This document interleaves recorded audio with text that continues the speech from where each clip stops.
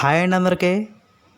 పోషకాలు సమృద్ధిగా ఉండే కడక్నాథ్ కోడి కూర ఎలా చేయాలో నా స్టైల్లో చేసి చూపిస్తాను.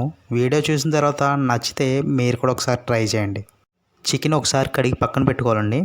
మసాలాలు తీసుకుందామండి. జీలకర్ర, దాల్చిన చెక్క, యాలకులు, లవంగ మొగ్గలు, గసగసాలు, ధనియాలు.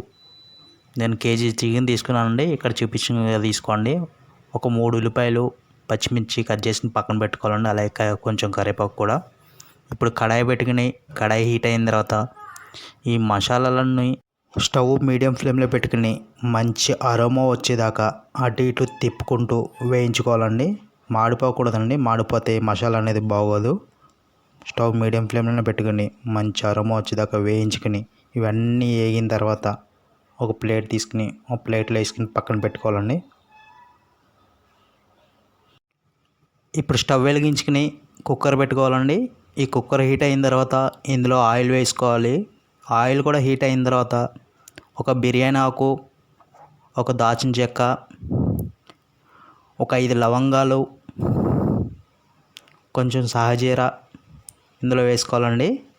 అలాగే ఇందులో కొంచెం కరివేపాకు, పచ్చిమిర్చి, ఉల్లిపాయలు అన్నీ ఇందులో వేసేసుకోవాలండి. ఇవి వేసుకుని శుభ్రంగా అటు ఇటు తిప్పుకోవాలండి. ఇందులో ఇప్పుడు సాల్ట్ యాడ్ చేసుకోవాలండి. సాల్ట్ యాడ్ చేసుకుని ఒకసారి కలుపుకొని మూత పెట్టుకోవాలండి. మూత పెట్టుకుంటే ఈ సాల్ట్ వేసుకోవడం వల్ల ముందుగా ఉల్లిపాయలు అనేది త్వరగా ఎగుతాయండి. 1 నిమిషం పాటు మూత పెట్టుకోవాలి.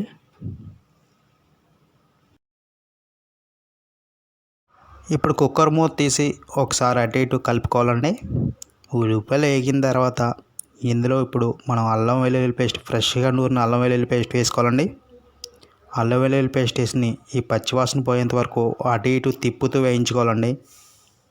ఈ పచ్చివాసన పోయిన తర్వాత ఇందులో ఇప్పుడు కొంచెం పసుపు యాడ్ చేసుకోవాలండి. పసుపు వేసుకుని అటు ఇటు తిప్పుకుంటూ ఈ ఉల్లిపాయలు అల్లం వెల్లుల్లి పేస్ట్ వేగిపోయిన తర్వాత మనం ముందుగా కడిగి పెట్టుకున్న చికెన్ ఇందులో యాడ్ చేసుకోవాలండి. ఇప్పుడు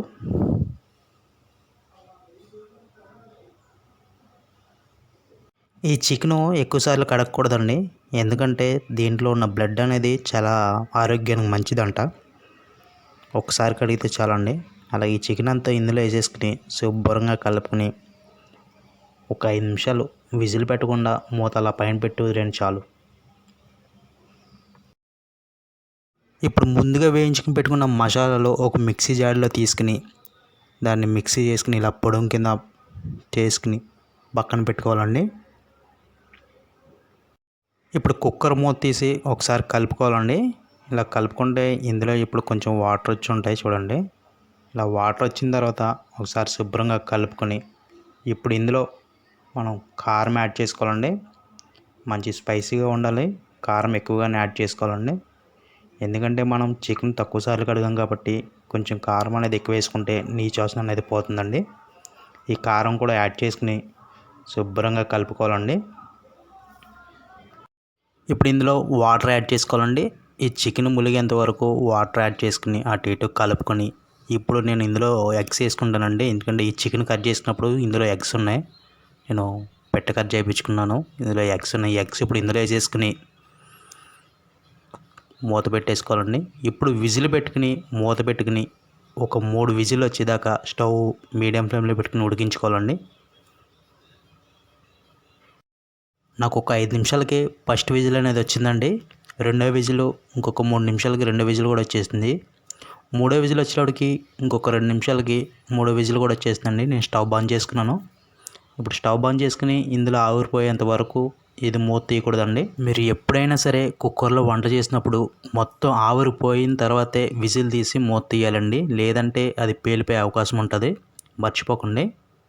ఇప్పుడు మళ్ళీ స్టవ్ వెలిగించుకుని స్టవ్ మీద పెట్టుకుని స్టవ్ మీడియం ఫ్లేమ్లో పెట్టుకుని మనం ముందుగా ప్రిపేర్ చేసుకున్న మసాలా అంతా ఇందులో యాడ్ చేసుకోవాలండి. యాడ్ చేసుకుని ఒకసారి శుభ్రంగా కలుపుకొని ఇప్పుడు ఇందులో సాల్ట్ సరిపోయిందో లేదో ఈ టైంలో చెక్ చేసుకోవాలండి. సరిపోతే వేసుకోవాలి. అలాగే ఇప్పుడు ఇందులో కొత్తిమీర, పుదీనా కొంచెం కొంచెంగా వేసుకుని శుభ్రంగా కలుపుకొని 2 నిమిషాలు ఉడికించుకోవాలండి. 2 నిమిషాల తర్వాత స్టవ్ బంద్ చేసుకోవాలండి. ఈ కూర ఆరోగ్యానికి చాలా మంచిదండి. మీరు కూడా ఒకసారి ట్రై చేయండి. ఈ వీడియో చూసిన తర్వాత నచ్చితే ఒక లైక్ చేయండి, సబ్స్క్రైబ్ చేసుకోండి.